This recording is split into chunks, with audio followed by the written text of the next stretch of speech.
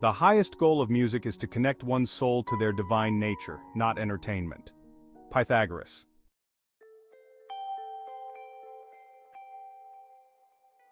Self-transformation is not just about changing yourself, it means shifting yourself to a completely new dimension of experience and perception. Jaggi Vasudev.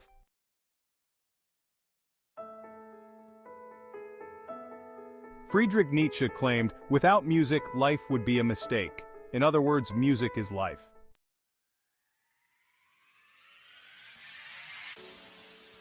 There is nothing that could relate more to life than music. I find this to be extraordinarily accurate. There are, it seems, an infinite amount of ways in which the two relate. However, I will only be focusing on one angle here to explain what I mean. First, though, some context is needed.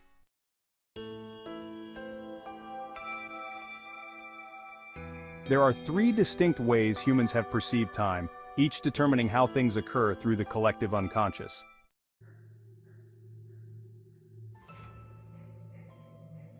In chaotic time thinking, everything happens randomly, and any effort to place meaning in their succession is hopeless. This was the perspective of primitive man, and seems to be the perspective we are being forced into, with younger generations yelling, "YOLO, you only live once," and corporations telling us to just do it. This chaotic time perspective is no different from how a child views the world. It is reckless and without connectivity, which in turn dissolves a society. Without cause and effect, karma if you will, being linked with time, people cannot be held responsible for their actions. The obligations of parents to children lose all legitimacy, as well as commitments to our neighbors and community.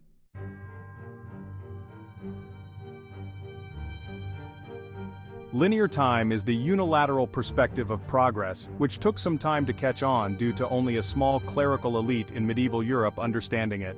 It brought with it the alpha and the omega, the beginning and the end. So now, life has to eventually come to an end thanks to this new way of thinking. Centuries later, the Age of Enlightenment had transmuted Christian linearism into a secular faith. By the late 19th century, with the Industrial Revolution, the Western dogma of history as progress had split into religious doctrine, positivist dogma, and evolutionary science, and none were to be questioned. Modern-day thinking falls under this linear time perspective, where we are constantly evolving along with the naive notion that we are also progressing. If we look back at the last several decades with technology as the exception, this is not the case, and there is a strong argument that places technology as the major contributor to our downfall. That can be for another time, however.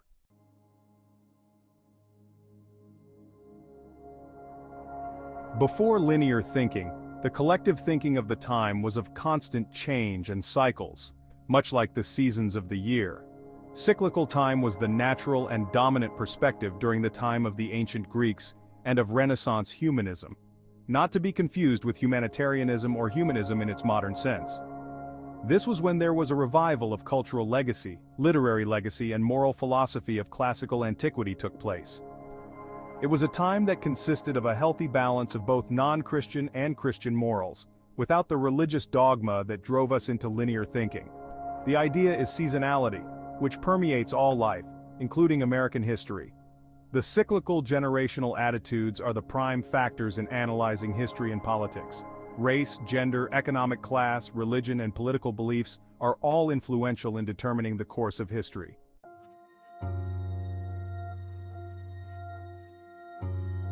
This is why it is imperative that we unlearn the linear orthodoxy of understanding history. Linear time has a beginning and an end, which explains why every generation seems to believe they are living during the end times. With everyone putting so much focus and energy into the end of the world, we are developing our destruction. We must dispose of these thoughts, as well as the belief that positive change is incremental and human-made only.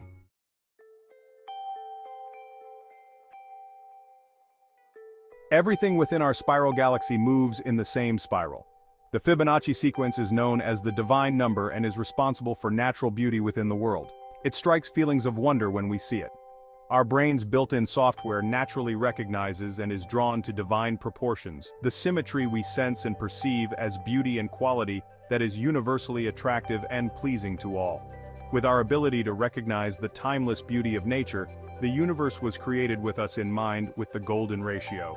In the film Pi, directed by Darren Aronofsky, who also directed Black Swan and Requiem for a Dream, there is an excellent description of this in the first 20 minutes of the film. The protagonist, Max, comes to a realization: if we're built from spirals while living in a giant spiral, then is it possible that everything we put our hands to is infused with the spiral? Everything around us can be represented and understood through numbers. If you graph the numbers of any system, patterns emerge. Therefore, there are patterns everywhere in nature. Evidence: the cycling of disease epidemics, the wax and wane of caribou populations, sunspot cycles, the rise and fall of the Nile. The universe of numbers represents the millions of human hands at work, billions of minds, a vast network screaming with life, an organism, a natural organism.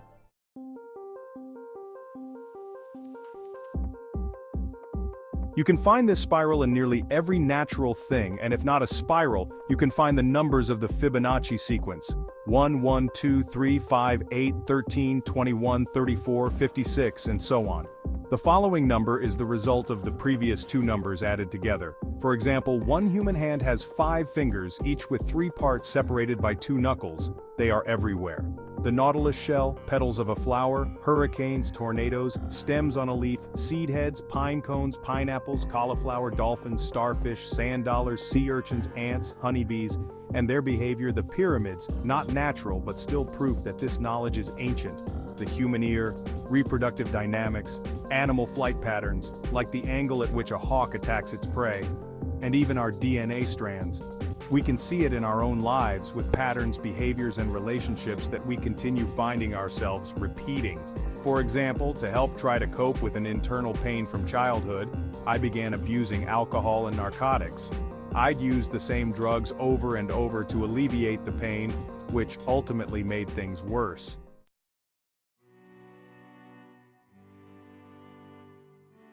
Now, with all that in mind, to better understand this, let's think about music. In written sheet music for any piece of music, there can be a DSL coda. This is used to indicate repetition in the piece but is primarily used to designate a passage that brings a piece or a movement within a piece to an end, or to a part that is relatively different from the previous.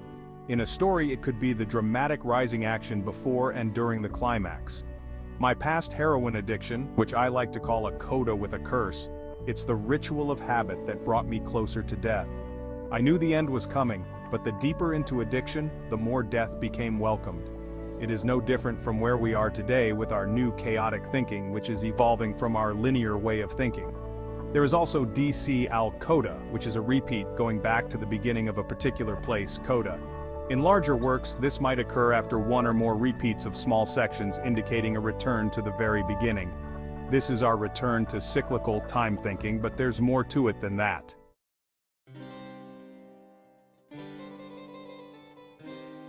There is a musical piece written with a repeat to the beginning that consists of 2 contrasting sections, where the first is in a continuous binary form, starting in a key, then changing into another, and then back to the original. This is the da capo aria. Da capo aria is a return to the original key from the beginning and is usually adorned with more expression, emotion, and reflection, using more melodic, harmonious notes that are usually improvised. In opera, it is used to stop the action and reflect on a character's feelings or a theme, notion, or idea, before returning to the beginning or action. We are in a societal crisis today, so with the second principle of the Kybalion, as above, so below, there exists a crisis on a micro level, that of identity within an individual. In other words, if there is a global crisis, then there is an internal crisis occurring on an individual level. We have become so distracted and bombarded with external forces trying to influence us, we don't even know who we are anymore. Does anyone truly have the time anymore to ponder what their or our purpose is here?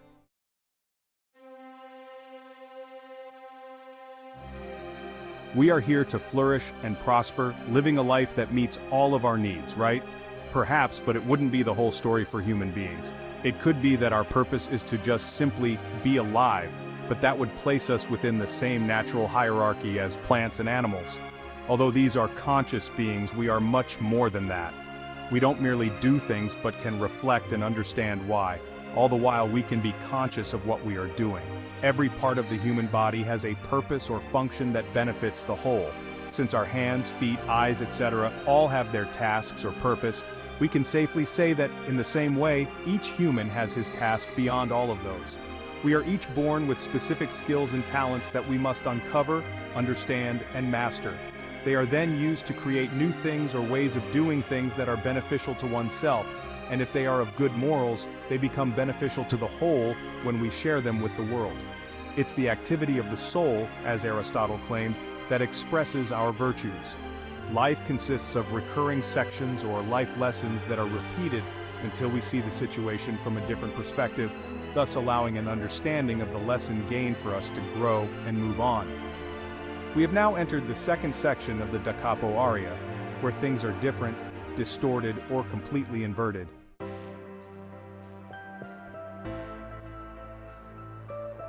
With the need for a return to our foundations of a cyclical perspective of time, the aria will result in bringing us back to the past cyclical thinking of time. This time, however, we bring with us the knowledge and wisdom gained from past experiences, making it easier for us to express ourselves in more innovative and creative ways, our true purpose in life. Everyone must make this change, just as one finger does not work the same as the whole hand. One sunny day doesn't make a summer. Therefore, it isn't enough to make one flourish and prosper, unless we all contribute to the greater whole, the natural human collective. Everything within the energetic ocean we refer to as reality exists and evolves in a continuous pattern or cycle, like the crest of a wave before it falls and crashes back into its blue collective. The nature of duality has been programmed into everything and everyone, with one never being able to exist without the other, good and bad, right and wrong, light and dark, etc.